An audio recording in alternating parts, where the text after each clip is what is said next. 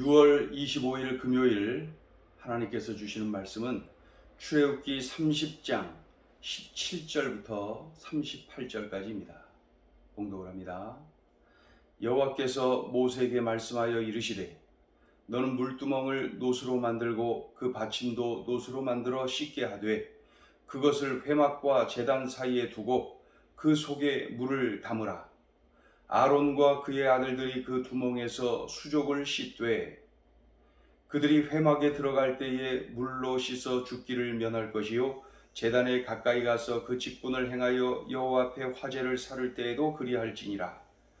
이와 같이 그들이 그 수족을 씻어 죽기를 면할지니 이는 그와 그의 자손이 대대로 영원히 지킬 규례니라.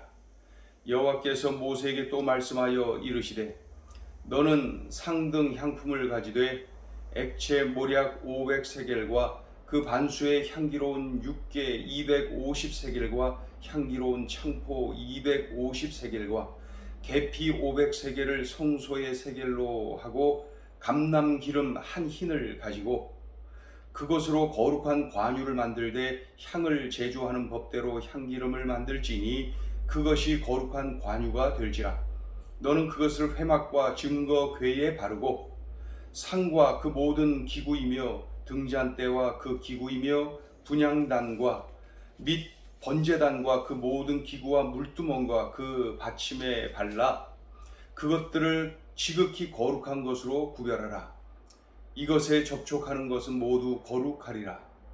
너는 아론과 그의 아들들에게 기름을 발라 그것들을 거룩하게 하고 그들이 내게 제사장 직분을 행하게 하고 이스라엘 자손에게 말하여 이르기를 이것은 너희 대대로 내게 거룩한 관유니 사람의 몸에 붙지 말며 이 방법대로 이와 같은 것을 만들지 말라. 이는 거룩하니 너희는 거룩히 여기라.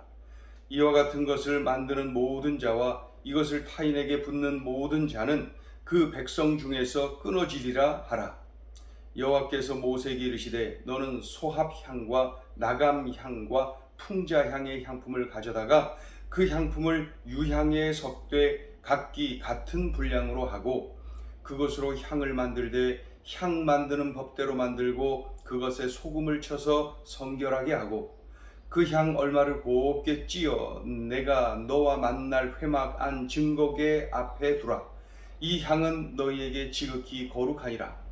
내가 여호와를 위하여 만들 향은 거룩한 것이니 너희를 위하여는 그 방법대로 만들지 말라.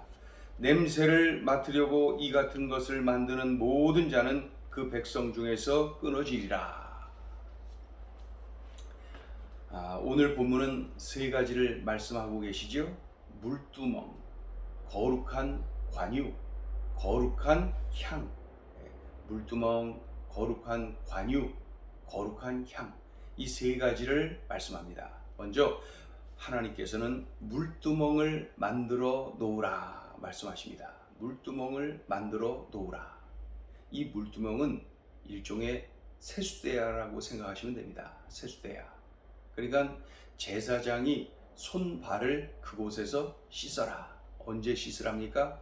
회막에 들어갈 때, 이 성막에 들어갈 때 씻어라. 그리고 제사장으로서 그 화제를 드릴 때에도 씻으라. 그러니까 제사장으로서의 그 직분을 감당할 때마다 먼저 씻어라. 물두멍에서 손과 발을 씻어라 말씀하십니다. 하나님께 나아가는 제사장은 항상 정결해야 한다. 그렇지 않으면 죽는다. 이 말씀은 정결을 우리 하나님께서 강조하고 또 강조하시는구나. 그러한 그 내용을 우리가 알 수가 있습니다. 물두멍을 만들어 놓으라. 물두멍. 자, 이 내용이 17절부터 21절까지입니다. 물두멍을 만들어 놓으라.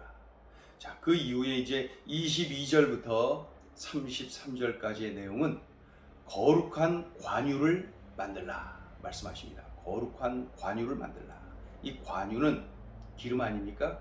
관유, 여러 가지 향품과 올리브 기름을 섞어서 만듭니다. 그래서 영적으로 특별한 의미를 지닌 거룩한 기름이다. 이 거룩한 관유. 여러 가지 향품을 섞고요. 또 올리브 기름을 섞어서 만든다. 관유를 이 성막의 모든 성물들에게 발라라. 그리고 제사장들에게도 발라라. 하나님 앞에서 거룩하게 구분하는데 이 거룩한 관유를 사용한 것이죠. 성막의 모든 성물들에게 이 관유를 바르고 그리고 제사장들에게도 바르고 그래서 구분시키는 거죠. 이 관유를 이런 거룩한 용도 외에 개인적으로 만들거나 사용해서는 안 된다 말씀합니다. 이 내용이 22절부터 33절까지 내용입니다. 자, 그 이후에 34절부터 38절까지는 거룩한 향을 만들라 말씀합니다. 거룩한 향을 만들라. 거룩한 향을 만들라. 그래서 하나님 앞에 이렇게 향을 계속 피우는 것인데 여러 향품에 유향을 섞고 소금을 섞고 그래서 성결하게 구분된 그러한 향, 이 거룩한 향을 만들어서 사용하라. 하나님이 지시하신 재료, 하나님이 지시하신 제조 방법만을 사용해라. 이것에서 벗어나면 안 된다. 그리고 아까 거룩한 관유를 만들 때도 마찬가지인데 거룩한 향도 마찬가지예요. 이런 거룩한 용도 외에 개인적으로 만들거나 개인적으로 사용해서는 안 된다. 이렇게 또다시 말씀하시죠. 이것이 이제 34절부터 38절까지의 기록입니다. 그러니까 오늘 세 가지를 말씀하시는데 물두멍을 만들어 놓으라. 거룩한 관유를 만들어서 모든 성물들에게 바르고 제사장들에게도 발라라. 그리고 거룩한 향을 만들어라. 그 향을 만들 때는 향품에다가 유향에다가 소금을 넣어서 그 거룩한 향을 만들어 피워 그 향을 올려라. 이런 내용. 그런데 이런 거 할 때 그 거룩한 관유도 그렇고 거룩한 향도 그렇고 절대로 개인적으로 사용하기 위해서 만들어서는 안 된다. 자, 오늘 주시는 메시지입니다. 첫째, 사역보다 정결이 우선이다. 제사장들이 사역을 위해서 이 회막에 들어가죠. 이 성막에 들어가죠. 들어갈 때 먼저 손과 발을 씻어라. 우리 하나님의 말씀입니다. 회막에 들어가려거든 먼저 손과 발을 씻어라. 또 이렇게 제물을 드리며 하나님 앞에 제사를 올려드릴 때에 먼저 손발을 씻어라. 제사장으로서의 그 직임을 감당할 때 가장 먼저 할 일은 정결, 손발을 씻어라. 손발을 씻어라. 사역보다 정결이 우선이다. 이것을 강조하시는 말씀이죠. 그리고 이 내용을 싹 볼 때에 그러니까 손발을 씻는데 수시로 씻는 거예요. 수시로. 그리고 반복적으로 씻는 거예요. 회막에 들어갈 때마다 손발을 씻고 그리고 제사를 드릴 때마다 제물을 만질 때마다 손발을 씻고 계속 반복적으로 또 들어갈 때마다 수시로 그냥 그렇게 씻고 그렇게 하라는 것이죠. 신약시대 이 왕같은 제사장으로 부름받은 우리 성도들도 어떻게 하랍니까? 씻으라는 것입니다. 씻어라. 수시로 씻어라. 반복적으로 씻으라는 거예요. 물론 구원을 위한 회심, 구원을 위한 회개는 한 번 일회적인 사건으로 만족합니다. 그러나 하나님과의 친밀하고 거룩한 관계를 위해서는 우리가 수시로 씻어야 돼요. 반복적으로 씻어야 돼요. 회개가 계속되어야 되는 것이죠. 회개가 계속되어야 된다. 그러니 사역보다 정결이 우선이다.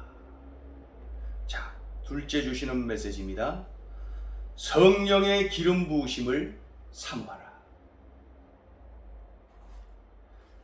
하나님은 관유라고 부르는 특별한 기름을 만들라고 하십니다.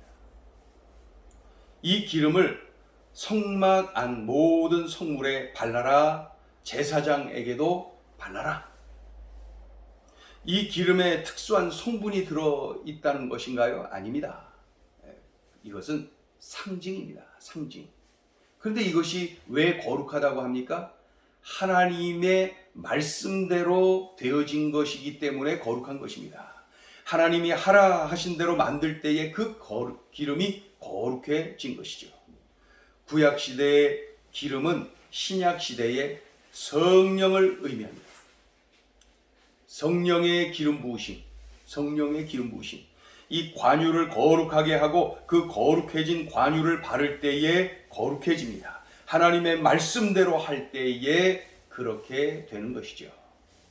그러니 우리 모두가 성령 충만해야 합니다. 성령의 기름 부으심을 사모해야 합니다. 그때에 성령님으로 인하여서 내가 거룩해지는 것이죠. 오늘 주시는 말씀, 성령의 기름 부으심을 사모하라. 성령의 기름 부으심을 사모하라. 기도하겠습니다. 하나님 아버지 감사합니다. 주신 말씀이 귀하고 귀합니다. 오늘 주신 말씀 내 삶에 잘 적용하고 오늘 주신 말씀, 오늘 주신 깨달음대로 살아내는 우리의 삶이 되게 하여 주옵소서. 예수님의 이름으로 기도 올리옵나이다. 아멘.